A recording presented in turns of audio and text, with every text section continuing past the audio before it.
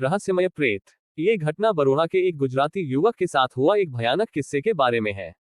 उसका नाम जिग्नेश है। वो अपने माँ बाप के साथ अलकापुरी में रहता है। उसके पापा मिठाई की दुकान चलाते हैं और माता गृहिणी है।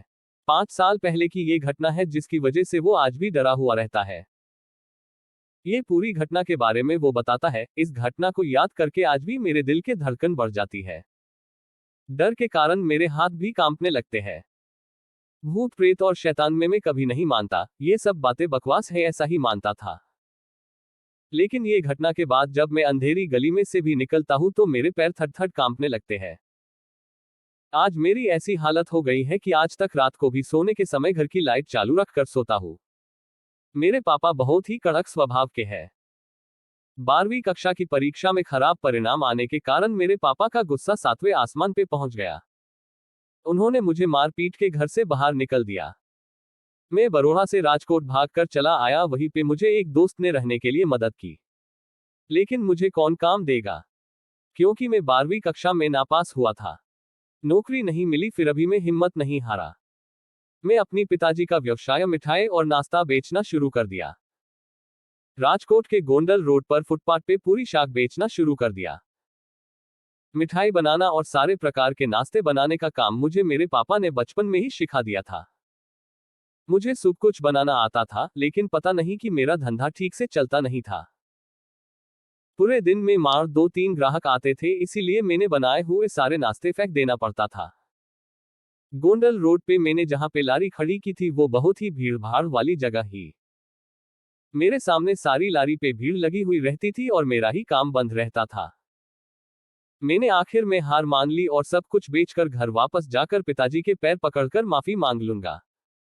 उस दिन दोपहर के 12 बजे मेरे डर की घटना शुरू हो गई। मैं अपनी लारी के पास खड़ा था। आसपास में बहुत भीड़ भी नहीं थी। मैं पास में दीवार पे पेशाब करने के लिए गया और मुझे जोरदार झटका लगा।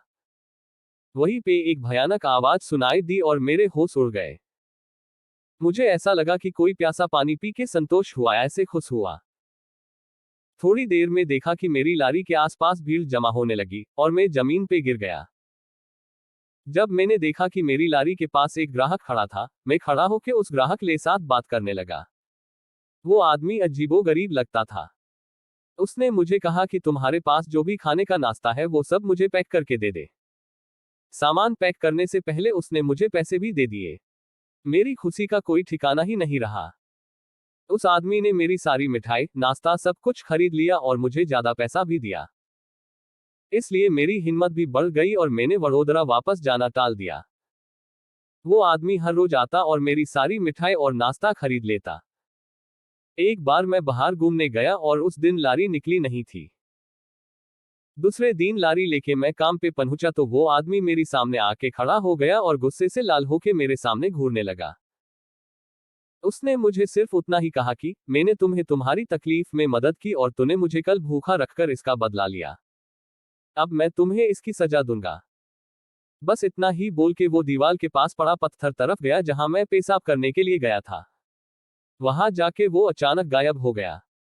उसकी धमकी और उसका गायब हो जाना ये देखकर मेरे तो पसीने छूट गए। उसी क्षण मैं लारी वहीं पे रखकर राजकोट की टिकट लिए बिना वडोदरा चला आया। पिताजी से माफी भी मांग ली। अब तो राजकोट शहर की बात तो दूर, उसका नक्शा भी देखना नहीं चाहता। अब तो हर समय एक ही डर सताता है कि वो रहस्यमय प्रेत इंसान मेरे साथ कैसा बदला लेगा।